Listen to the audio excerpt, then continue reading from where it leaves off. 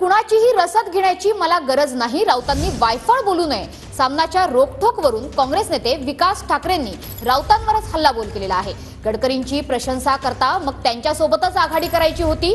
काँग्रेसच्या वरिष्ठांकडे संजय राऊतांची आपण तक्रार करणार असल्याचं सुद्धा विकास ठाकरे यांनी म्हटलेलं आहे।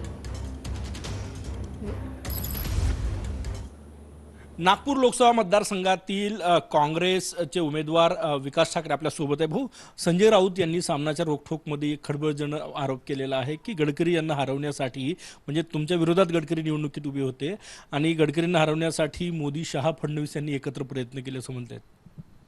मला वाटतं की संजय राऊत जे काही बोलतात त्यांनी पुराव्यानिशी बोलावे, फुकट वायफळ बडबड करून प्रसिद्धीसाठी बोलावं असं मला वाटत नाही। ठीक आहे, गडकरींचं त्यांचं काय प्रेम आहे, निवडणुकीच्या आधीसुद्धा ते बोलले होते, म्हणून मी प्रचारात नाही बोलावलं कोणाला।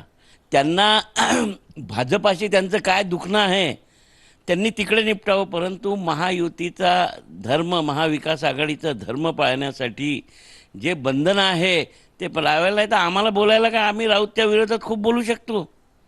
मला हे नाही समजत की निवडणुकीच्या तोंडावर तुम्ही गडकरी इथले उमेदवार त्यांची प्रशंसा करत होते, त्याच्यानंतर निवडणूक झाल्यावरही त्यांचीच प्रशंसा। तुम्ही महाविकास आघाडीमध्ये आले कशाला? गडकरीसोबत दुसरा पक्ष काढून महाविकास आघाडी करायची होती। मला वाटतं त्यांनी आपल्या बोलण्यावर तालतंत्र द्यावं। नागपूरच्या विषयात त्यांना कवडीचंही माहीत नाही, नागपूरची ABCD माहीत नाही आहे त्यांना, संजय राऊतांना। एकीकडे म्हणतं की काँग्रेसचा कार्यकर्ता ताकदीनं लढला नागपुरात गडकरींच्या विरोधात, दुसरीकडे रोखठोकमध्ये संजय राऊत म्हणतात की तुम्हाला जी रसद पुरवली ती फडणवीसांनी पुरवली गडकरींच्या विरोधात लढण्यासाठी। मी कोणाची रसद घेण्यात काय भिकार नाही आहे। 9 इलेक्शन लढून झालो मी। मग तुम्हाला काय भाजपात भांडणं लावायचा धंदा दिला आहे की मग काय करायचं, तुमचं एक्झॅक्ट काम काय आहे हे त्यांनी दाखवून द्यावं।